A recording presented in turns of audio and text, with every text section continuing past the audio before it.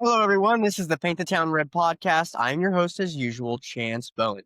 But today we have a very special guest, one of my good friends, Crimson. You know her on Instagram as what's your Instagram name?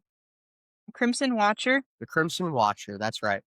She does a lot of good memes and she does a lot of good stuff. We're going to be talking about some interesting stuff today. Crimson, why don't you go ahead and just introduce yourself real quick, and then I'll give a little introduction on what we're going to talk about. Hi, I'm Crimson, and I've been doing, what do you call it? What kind of account is it? Like, I don't know, a hidden Faceless faceless influencer account. pick. Yeah, I've been doing a Yeah. faceless account for like, I don't know, since like May, and I started it because, I started having my eyes open to things I saw on Instagram. My family raised me to be Christian Zionist, but I've I don't know.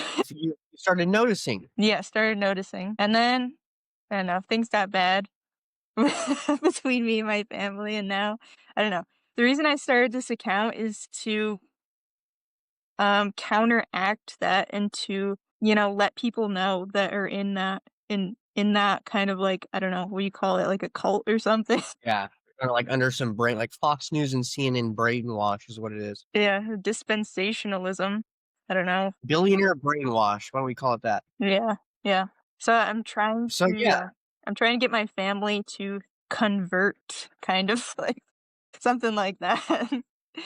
join the America First movement. Well, that's awesome. I congratulate you. That is a hard thing to do. I've been doing the same exact thing, and it can be hard, especially when you have older family members, because they are deep in the brainwashing operation. Yeah, I think the billionaires actually just made a mistake, and they made Instagram and all these different accounts, and then like Elon went through to X, and then if they allow X to be completely free speech, but then they crack down on free speech, well, then there's a problem. Everyone will go to X, and then those companies will disappear.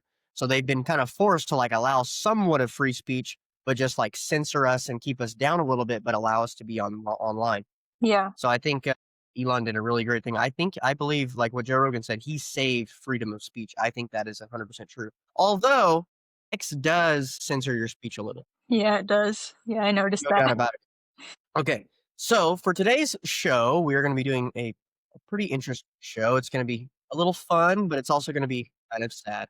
We have some news to break about our good friend, Sam Norman. Sam was a editor in our movement. He helped many accounts get their feet, do edits. He did, he just supported each channel. So he had a lot of faceless channels that he ran, and he, would comment and do whatever he could to help you out, repost. And he wanted to boost the algorithm. He'd research on how to do that and talk with everybody. He'd go on lives. He was real deep into Martin Luther being some of his favorite books and other books like that.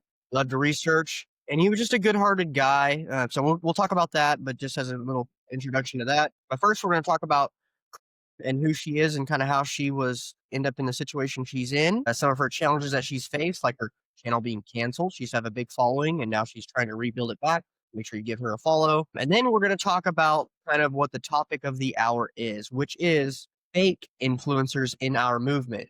Now, recently, Nick Fuentes did a podcast with Tucker Carlson, a supposed fake person in our movement, someone who is anti-Israel, but doesn't want to talk about the racial question, which is kind of half of the movement, if you ask me. The libertarians have always been skeptical of Israel, but there's a step further. We're not libertarians. We're America first. And that doesn't mean always being libertarian. Sometimes it means being progressive, even. Sometimes it means being socialist, even. The main thing is that we care for America first. And through that, you have to identify who America is. That stands at the core of what we believe. And so through this, we're looking at influencers that don't fit that narrative. But there's also another, so I'll just, organize it or categorize it in that way for this introduction. But when we get into it more in depth, I'll mention some other facets of what we're talking about. And then we're actually going to specifically be talking about one influencer that Sam was helping us actually expose as being this exact person. So with that, let's begin with the first thing on today's list. Crimson, who are you? Me? It's a secret that you know that. Yeah, so you guys don't know, Crimson is, she has a faceless page, she has a mask on, and, Sam would always be like, "You need to show your face, you're good looking and all these things." And I was thinking, "No, there's no way she's good looking. If she's good looking, she'd show her face, right? Like, there's no way." I'm chapped. But yeah. Yeah. In remembrance of Sam, I'm gonna do a face reveal for you all today. Yes! What we've been waiting for! Yeah. You want a drum roll? Yeah, Alright, sure. I'll add a drum roll in on, when we do a clip of this. Uh, Show us that mug! No. Show us that ugly mug. There she well, is, folks. there you have it. I think she would have done her hair at least. I mean, no, I'm just kidding. I'm just kidding. Now, so there you have it, folks. She is not chopped. She is a good-looking gal, and she just didn't show her face. Why didn't you show your face? What was your decision in doing that? It was a couple reasons. One was to create a character. I wanted to create like a persona, and I didn't want to like show my face. I wanted to create like this suspense because I knew if I didn't show my face, then it would get attention, if you know what I mean. Like the whole aesthetic is like pleasing, I guess, to the male For sure. eye or anybody's eye. But yeah. Yeah, for sure. I enjoyed the mask, and obviously, you're still going to continue it, right? This is not like the end of the mask, is it? Yeah, I'm gonna continue, of course. Yeah. Yeah, I like it. It looks cool. Kind of reminds me of Eyes Wide Shut. You know Yeah. the park he goes to. It kind of reminds me of that a little bit. Yeah. So it's cool.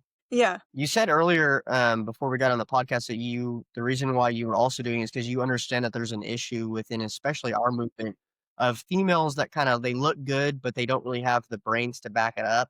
And so then they come on and they use their looks and they get a ton of views, way more views than people who actually, do research and actually have good content that they want to display.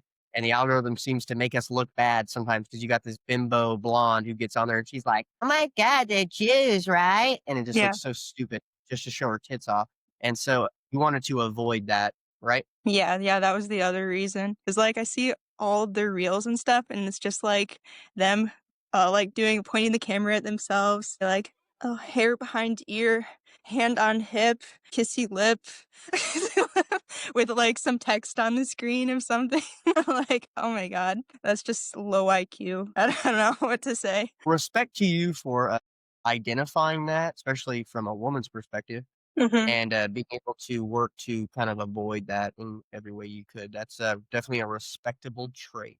And that's something that a lot of men look for in, women as well. It's like, I think a lot of women think like, oh, men just want one thing, but it's like, no, the good men don't, the good men do think about other things besides that. Yeah. So, yeah, it's very admirable and respect. I have lots of respect for you for doing that. Oh, thank you. Okay. So more about yourself. What kind of your first of all, did you vote for Trump both times? Sorry, what was that? Did you vote for Trump both times? I only voted for him once, the last election, because I wasn't old enough, the first one. Yeah. Okay. Okay. I'm So 22, so okay. So once you voted for him, how long into his term did you kind of start waking up to like the Jewish question, or was it before you voted for him? it started after I voted for him. I don't know, like, there's always this hype during the election. They're like, "Oh," they make all these promises. It's like, I don't know. And then so I started, like, seeing, like I think it was, like, in April, March or April, I started noticing, I would see, like, different reels on Instagram and stuff, and I came across Ken O'Keefe. I don't know if you know him. He's like a Yeah. veteran. Yeah. So I tried to figure out who he was because I thought it was interesting what he was saying about Hitler and all this stuff. And it led me to watch Europa The Last Battle, which is a 12-hour documentary. I watched it like twice. I think I was starting to watch it a third time and I was trying to I was actually writing it down word for word because I just wanted to take it all in really good. But Mhm. yeah, that's pretty much what sealed the deal and opened my eyes to that. Okay. Hey, I'll cut this part out real quick. So at 11:08, I'll cut this out. But is your window open? Because I hear It's cars in the just back there. it's because we live, like, by a really busy road and, like, all these giant tractor trailers are going by. Where else you could go? Is there anywhere else you could go or something? Or like in your Uh, house?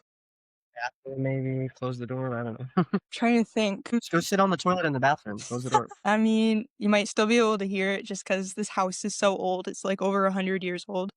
Okay, it's fine, we'll just deal Well, with it, it's okay. well, It only happens occasionally, so just be aware of it yourself. You hear a car coming by, yeah, maybe, like, yeah, I'll just pause. suspend a little bit and then get into something. Yeah, okay. Okay. So I won't do that then. Sorry, guys, technical difficulties. Alright, go ahead. So, Okay. you woke up through that, you watched the last Battle of Europa, hope everybody watches that. Hope if you haven't watched it by now, Did you we're watch pretty late it to the or? Oh, yeah, I've watched it multiple times. That's the first thing I watched too is the last Battle of Europa. I watched the first episode and I'm like, "Wait, what? Wait a minute. You're telling me that the Russians, after liberating the camps, they had to come back and reconstruct the camps in order to capture it on film as proof? Yeah, And you think that everything was on we know that in throughout history, the victors always write history the way that they want to write it. You think that this one time Russia and America were 100% honest about World War II? Like, yeah, that's kind of crazy. And then you hear about, like, yeah, we filmed it, but we reconstructed it. So that means we had skinny looking Jewish people come back, put on those clothes, look all sad, be in those positions and everything else. And then we took pictures of that and use that as facts. And now today you see all these things. You see piles of shoes and piles of clothes, and you go, look, there's pictures of piles of shoes. These are all the dead Jewish people that no, they weren't killing those people. The reason there was piles of shoes and piles of clothes is because they were burning their clothes because there was a typhoid outbreak yeah, through lice. They were trying to get rid of the lice. And then you find out about Zyklon B. And it's like, look, I'm not here to deny that the Holocaust happened, but we should be factually backing up what you guys are saying with facts rather than all this like mumbo jumbo, which is what they do. yeah, So it's like, how many people really died? Was it really 6 million? I just debate the numbers. That's what I say. yeah. So anyway, so less about me. So you watched that show, and then you said your family was real Zionist. So did you start immediately trying to red pill your family? Well, yeah, I was like, I'm Hitler's top guy. I gotta Really? tell the whole world about this. That's how it felt in the moment. Like, I was super excited. Yeah. But, Yeah, of me too. course, like, it backfired, and then I felt very Mhm, upset for, like, a month. Like, I felt very overwhelmed that nobody would believe me. It was like mhm. that feeling of, like, I don't know, like an asteroid's coming to hit Earth, and you tell everybody, and they're like, "What? That's not true." Yeah, yeah, yeah. Yeah. Yep. We're all gonna die. You're like, "Shut up." But yeah, I actually bought them the documentary and gave it to them. I think they watched it, but I don't know what they thought of it exactly. I think they thought it was a bunch of mumbo jumbo. Are they coming around in any way? Can you see any hope? Or is it like, are they doubling down and being like, "You're crazy"? They're still yeah, they're not getting with the program. It's because 'cause they're not my family, they're not on social media, they're not on Instagram, so they can't really see any of this stuff. They're not on Yeah, X they're all either, because that's where watching. most of it is. It's, like, not on Yeah. Facebook really or anywhere else where all the old people are. Yeah, and, I tried to talk to my brother about it because I thought he would change because he's, like, 16, but, of course, he didn't. I don't know, I think deep down he wants to, but it's like he still lives with them and stuff, so he has to listen to them and what they say and believe Mhm. what they believe, you know what I mean? Gotta kinda, yeah. You gotta kinda play the game. Yeah, it's interesting. There's a lot of conspiracy that's involved, and so when you talk about these things, it can be hard to convince them because it is there's a little bit of conspiracy aspect to, I think a lot of the things that circles around our circle, the Titanic, right?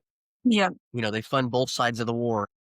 And yeah, that's not a conspiracy, that's a fact, but if you tie in all the things together and you say, "Hey, the white population is decreasing, they fund both sides of the war," all these different things and all these aspects all in together, it's like a big cabal that they're all in it against us. Like, well, I think they might be against us, yes, but I think it's more that they're just trying to be successful and they're trying to not get kicked out of society because it's a fact that they have been kicked out of society time and time and time again. yeah, So they'll try prevent that, and they're getting really good at preventing that, and they're getting very good at controlling our media, controlling our everything we digest, and we're just trying to kind of expose that.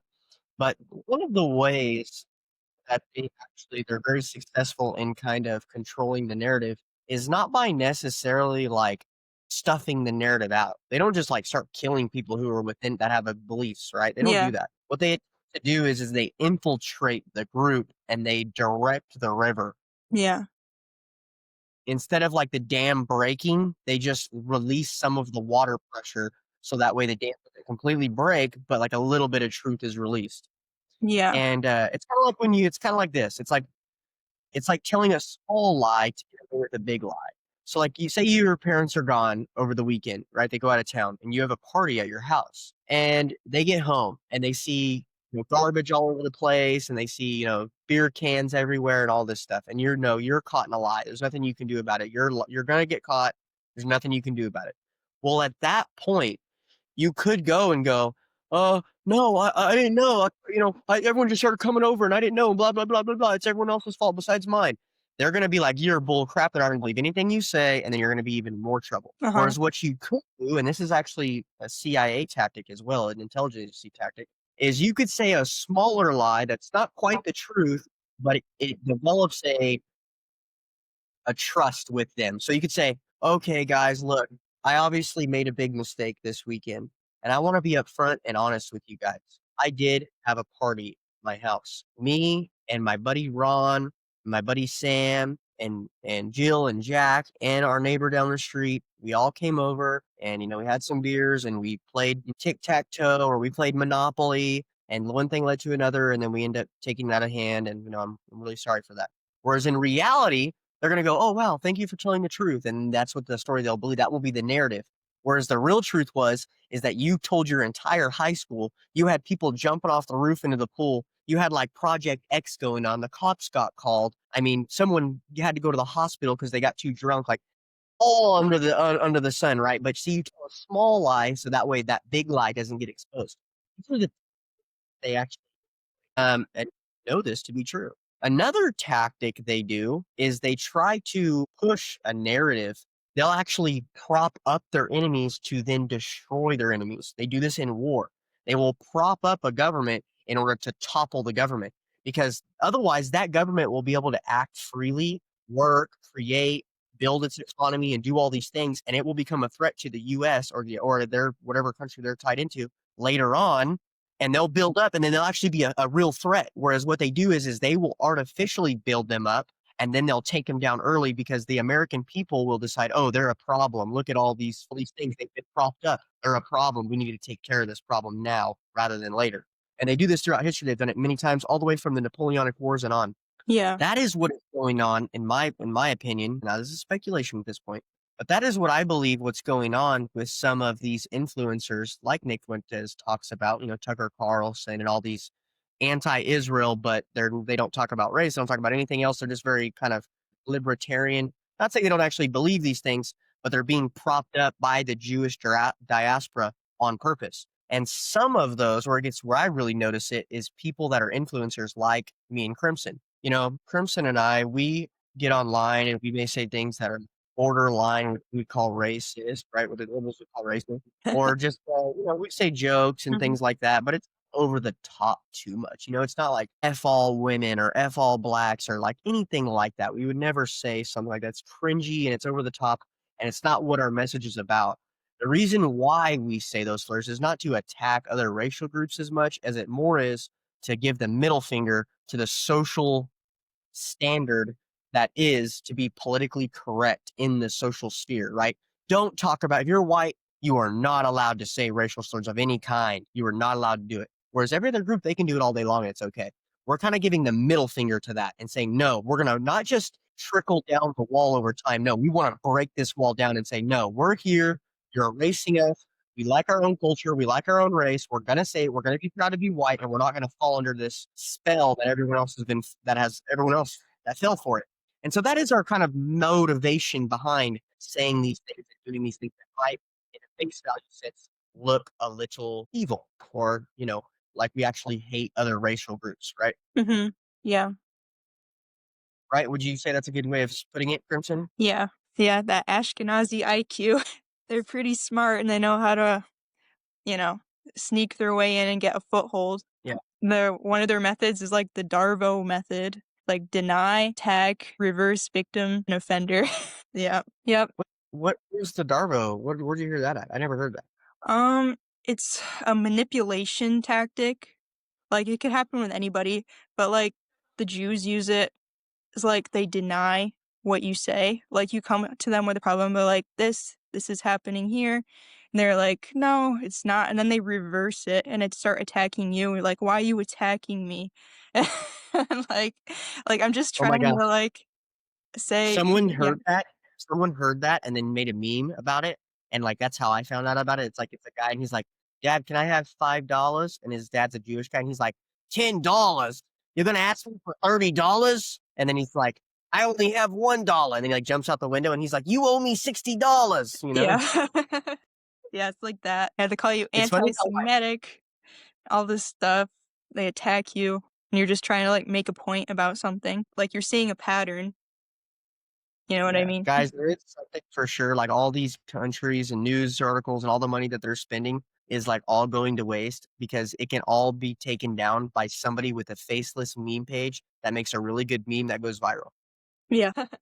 Interesting. It's kinda cool. We're actually in a kind of a fun time right now where you're able to do these things, but getting to that, now I guess we'll move on from the fake influencers and talk more about kind of, our buddy Sam who passed away, and his Instagram was Right Wing Edits. If you guys know him, he was on lives with us a lot. He was a good-hearted guy. He messaged me definitely every week, almost every day. He just seemed to care about not just, he seemed to just care about the movement legitimately, truth, rather than just making money or being popular. He didn't even have many followers, but he helped everybody else that did. He made edits for them. He did lives all the time, always commenting and liking. If you posted something, he would comment, he would like it, and then he'd get on all his faceless channels and like and comment immediately and try to be the first one every single time any of the people within our group posted. I mean, that was his main thing. He always was looking into stuff. If any liberals were attacking me, I could be like, "Hey, who is this?" And he would do a deep dive on them. He'd pay money to even do research on them, and he would, start clapping back at them and not allow them to dox us and stuff like that. So he was just good to everybody, a good friend of mine. He definitely sounded like he was really interested in going to church. I know he had gone a few times Yeah. to Yep. Orthodox church, and so he was really turning the corner on a religious front, and he definitely believed in God, definitely prayed, and so we hope that we'll see him again one day in heaven. Yeah. Yeah. The last time I talked to him on the phone, he was at the mall and he ran into an Orthodox priest and he was asking the priest a bunch of questions and stuff of what's the difference between Catholics and Orthodox and he was interested in wanting to go to wherever he goes and stuff. So he told him all about it. And then like coincidentally, like in my area, I went to the store and I ran into an Orthodox priest, and it was so weird because I've never seen one before. We don't have really any Orthodox people in our area. It's mostly Catholic or Yeah, Protestant. So I just thought that was weird to me. And it's a then, good yeah, sign. I tried to message him about it, but he never answered because, of what happened. But So we'll just reveal to everybody, I guess, kind of what happened. First we want to say, our hearts go out to his family and his friends. We were his friend as well, and he had an incident where the record is that he overdosed on fentanyl. Now I've talked to his family and friends, and they said, he had used in the past, but he was a year clean. He was about a year clean. And so it doesn't make too much sense that he all of a sudden jumped back because I talked to him the day before he OD'd and his spirits were high. We were talking about, he was talking about quitting marijuana. yeah, I mean, because he smoked marijuana. And so he was talking about quitting that. He had back pain. He had a slit disc in his back. And so he would have to, smoke marijuana. He would talk about how he smokes marijuana just because instead of doing the pharmaceutical drugs, right? yeah. Said, "Well, man, I said, "You can quit marijuana too, you just have to we gotta figure out a way to, figure out how to do it." And Yeah, that's why I was thinking yeah, that's why I was thinking that maybe he took something that was laced with fat, you know what I mean? He didn't actually take fat. yeah, yeah, exactly, and that's another problem that we have in society is that when someone takes a drug that they don't even know is fit, and then they OD, it's like people are like, "Oh, he OD'd." It's like, "No, he didn't OD, he got poisoned." Yeah. He didn't OD. He tried to take a drug that was safe and supposed to be not harmless, but he took one that ends up being harmless, and it killed him. and it happens all the time. It happens to my college buddies in college when we were young. I mean, it's just sickening. It's not an OD, it's a poisoning. They've been poisoned. But with that, it is a little suspicious. I don't wanna speculate here and go all Candace Owens on the subject, but I is it is very timely that he passed away in a time when he was doing a lot of research in what we were talking about earlier, which was exposing the fake influencers online. Yeah. Am I saying that there's a connection? No, I'm not. I'm not suggesting that maybe it is you can speculate that, and I have the right to speculate it, being that, he was really down the rabbit hole and the people that we were exposing or that he was working to expose are people in powerful places that if anybody could do this, it would be them, okay? Yeah. It's now for the big reveal. You wanna say a few more things about that, Crimson? Yeah, well, you know what happened with that girl hates Twigs and how she doxed him and he was getting like phone calls like every day, like hundreds of people were like threatening him and all this stuff just because of her.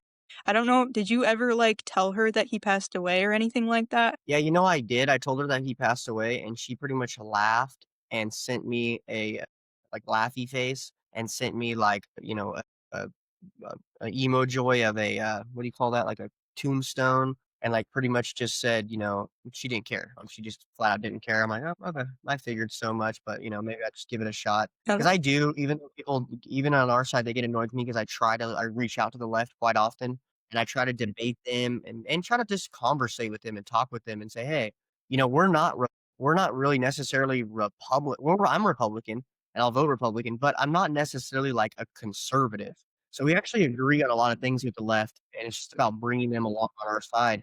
But in order to do that, we're going to have to reach out and extend an olive branch. And so through doing that, though, they sometimes get a few shots in, like Twigs did when I asked her to do a podcast. She then doxed my entire family. Sam immediately then went and called her and threatened to dox her and threatened to contact her family and everything else. And so it was a little back and forth with the Democrats or the far left leaning liberals. And, but yes, he was getting major calls from a lot of different people, as that I did. I think Crimson, didn't you too? No, she didn't get my number or anything like that, but Yeah, a few other people that were on my podcast, like Detox, and a few other people like that were also getting doxxed. So she was going in on all of us. yeah, I just think Yeah, that's that so was that was a little suspect. You're right. Sorry, go ahead, Crimson. And I just think that's sick what she did, like, just laughing and thinking that's funny, and, like, not even, like, just taking the videos down out of respect for him, and, like, she went to an undercover Charlie Kirk vigil, and then she was saying on her thing, she's like, "Oh, they threatened to kill me and all this stuff," and, like and then she started a GoFundMe in her bio. She's like, "Give money to me because I was threatened so I can keep doing this work," and all this crap. Yeah, She's and like a she made fun total of me liar. for Yeah, she's a total liar, like, everything she said about me that, like, I'm in her DMs, like, in a sexual way,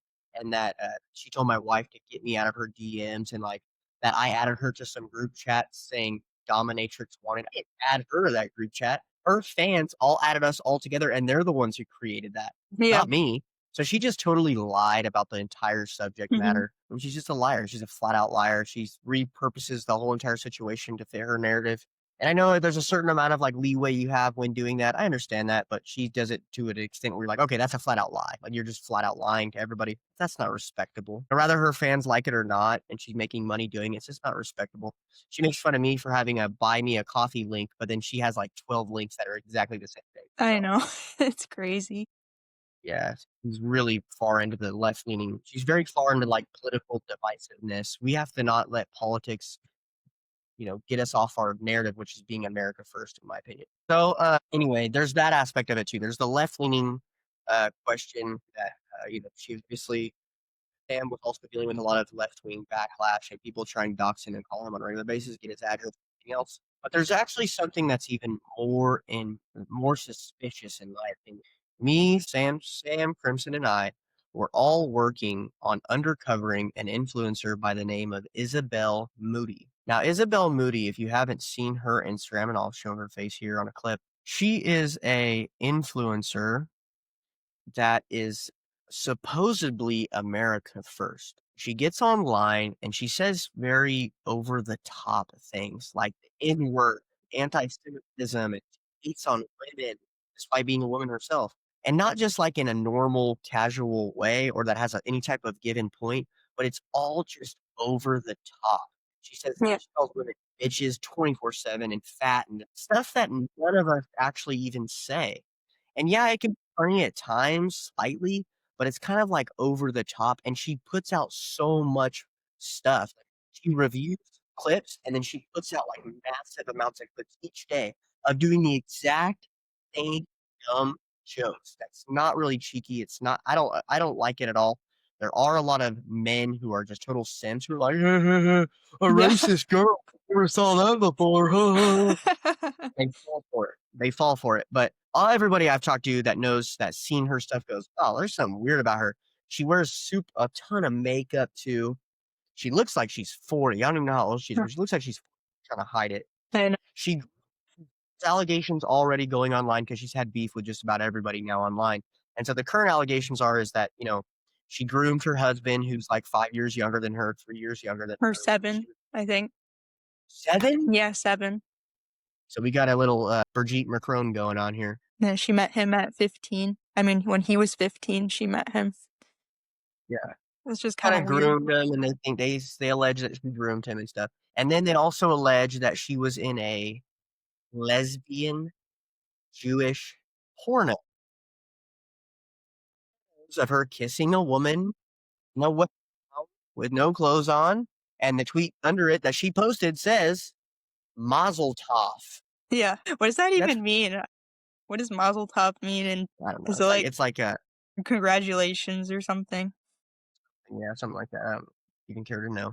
But, yeah, so that those are the 2 big allegations, and you're going, "Huh? What?" Now she's coming online and, like, being anti-Semitic way over the top, and then you find out that her husband is tied in with a lot the Jewish diaspora in America and in Israel. Now, how is he tied in and how is she tied in with them? That's what we're going to discuss. Now, before we go into that, with fear of being sued, I would like to say that I am making some jumps to conclude what I'm going to conclude in the end. And I will make you aware of those jumps, and then you can decide if you think it's reasonable to make those jumps or it's not reasonable to make those jumps. You can decide. But here is the facts, okay? There is a company by the name of Remax. Remax is a real estate company that is all over the world, but they're mostly in America and in Israel. Now, in the West Bank in Israel, you hear Trump and JD Vance come online and say, Israel will not annex. But not only will they not annex the West Bank, but they already are. Okay, it's not a fact of like, will they? They already are. They're already doing it. They have kicked people out of their homes, and they have taken those homes and they've given them to nonprofits and other organizations to then resell them. Some of the companies that's been tasked with reselling them is Remax. Remax is one of the biggest companies tasked with this job. Now, what I suspect they are doing, because nobody wants to buy a home in the West Bank, really, besides Jews, I guess they would, and their property value is low. And so what they're doing is they're using the Israeli word of saying, hey, this land will be good at one day, and they're taking a collateral loan out as and using it as collateral to then purchase homes in America. Now, how does this have anything to do with Isabel Moody? Well, her husband worked for Remax through companies that worked with Remax as well. And then her boyfriend's mom, what was her name? Oh, sorry. Alina was just trying to call me, and I hung up, and, like, I couldn't hear what her name was Brittany Mendez. I don't know why her last name is different from Josiah's, though. I don't know if she remarried or something. And so she worked for Remax as a real estate agent, or was she a real estate agent or a brokerage of her own? She works for Remax, I think, as a realtor. Yeah, as a realtor. And all of his family also work for Remax. Now, all of their homes, Isabel, her sons, her family's homes, and everyone they're pretty much connected to, as well as really close friends with Isabel Moody, and I'll put some of those photos up here as well, have purchased their homes from Remax. Now, what we don't know is that they got any type of deal or benefit or, if they were given these houses. I suspect that maybe Remax is giving these homes at a discounted rate to these people. Well, why would Israel pay an influencer to go on the record and be super anti-Semitic? Well, now this is where I'm going to jump. So all I've mentioned thus far has been facts, besides us just not knowing how much she got the homes purchased for. But the fact of the matter is that Remax is responsible for taking the homes in the West Bank or reselling them. The fact is that usually knows homes in America are all of the people she's tied to have all purchased their homes from this exact same company. Okay. That's heavily tied with Israel. All right. That alone right there should be enough to go, okay, this is worth further investigation.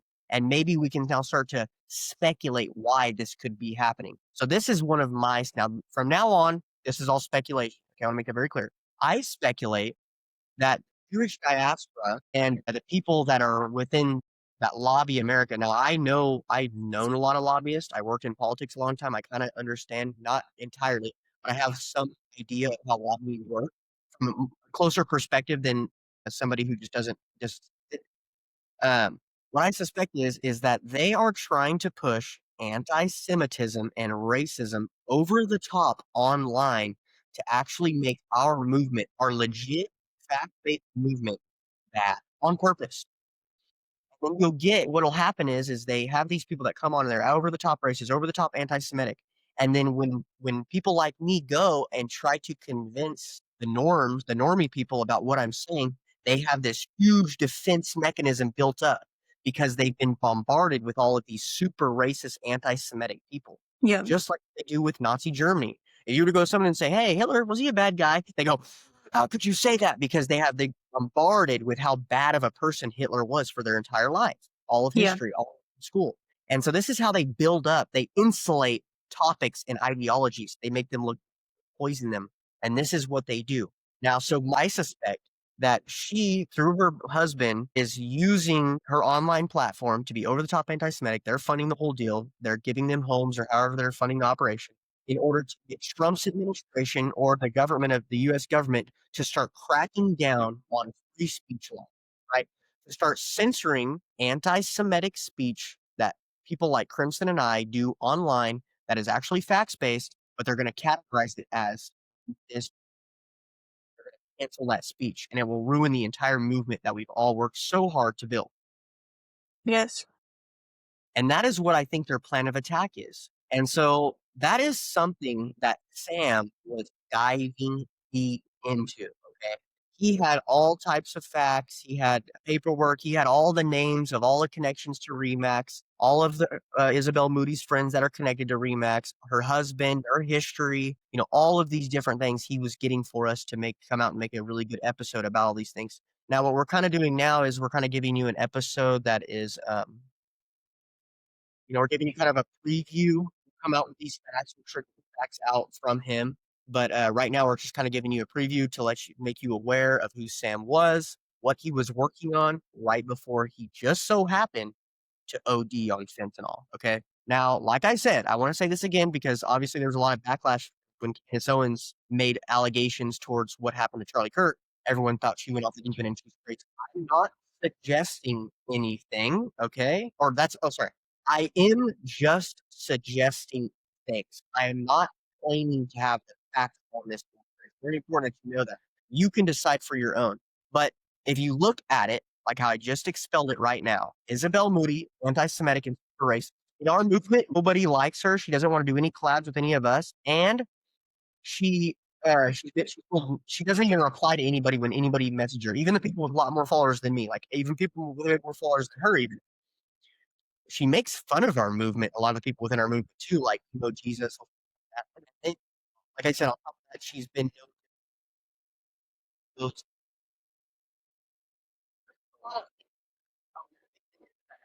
Max is responsible for the West Bank stuff, and that they just so happen to be super tied in with her husband and his whole family.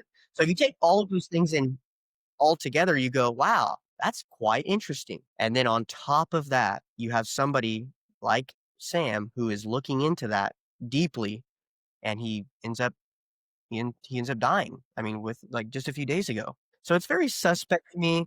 Like I said, I want to be very careful. I don't want to claim anything, but man, it really saddens me that what happened to Sam, and it saddens me what's going on with our movement. I hope that the simps, the men who are freaking gay and don't have any attention from any women, He's not even good looking, to be honest with you. She makes fun of girls. Her mouth is drooping like this, like I'm not hilarious, right? But like she looks like she's 40 years old and she wears a pound of makeup and she's skinnier than a freaking pencil. Like, and I'm I not against know. skinniness. She's like over the top skinny. She Yeah. looks weird. She looks very Yep. weird. Her jokes are terrible. She has nothing beneficial to give to the movement whatsoever. Not one good talking point, not one good literally so digest. And the only people that literally follow her are the most radical, retard men have no life at all, and they just want to give her attention. Yeah. Yeah, I would like to add that she worked for Turning Point USA, she worked for PragerU, she worked for Arsenal Media, and her husband, I think he runs the America First Post or something, and he was also a video specialist for Charlie Kirk, which was kind of weird to me because she said that in her collab with Gypsy Crusader on Twitter. It's because I watched the entire thing and it was pretty cringy. I couldn't really get through it. But yeah, and Interesting. Yeah, there's a lot of interesting stuff around her, guys. Maybe take a look of your own on her. A lot of people have done attacks on her. And so, yeah, take a look at her. Beware. There are fake influencers, and there's a lot more. Sam had told me a few more, and we'll slowly trick out those influencers, but we want to keep you guys waiting. We want to yeah. build a suspense. We want to slowly pull the mask off, not right away. Okay. So, guys, like I said, Sam passed away. Sam, he's from the Georgia area. They are looking to we'll put his GoFundMe link in the bio. That way you guys can give to the GoFundMe and help support his funeral costs. His family doesn't have much, or they're trying to, get what they can so they can have a good funeral for him and send him off. So we want to make sure we can help him out anyway. Like I said, if you're a part of this movement, the America First movement, please, help out. Sam, like I said, was a great guy. He did everything he could to help all of us. We are going to miss him dearly and unfollow Isabel Moody. I mean, it's pretty simple, right? Yeah, she grew overnight from like 20, I was watching, it was like 20,000 to like, I don't know how much it is now. Is it like almost 100,000 now? In like Yeah, so she less than grew, a yeah. couple weeks.